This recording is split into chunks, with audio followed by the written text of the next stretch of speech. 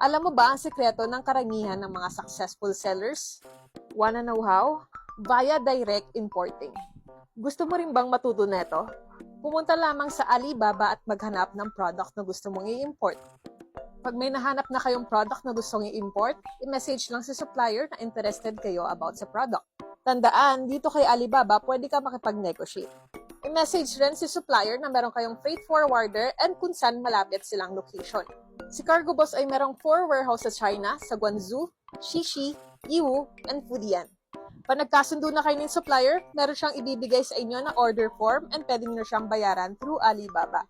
Pag nakapagbayad na kayo kay supplier, pwede na kayo mag-book ng shipment with Cargo Boss. And may mag-i-email sa inyong CBOSS code na ipapalagay nyo sa mga boxes nyo before nyo ipaship sa China warehouse ni Cargo Boss. And hintayin nyo lang dumating yung package nyo dito sa Philippines. O diba, ganun lang kadali mag-import ng products with Cargo Boss. Ikaw, anong gusto mong ipa-import? Comment nyo lang dyan and tutulungan namin kayo.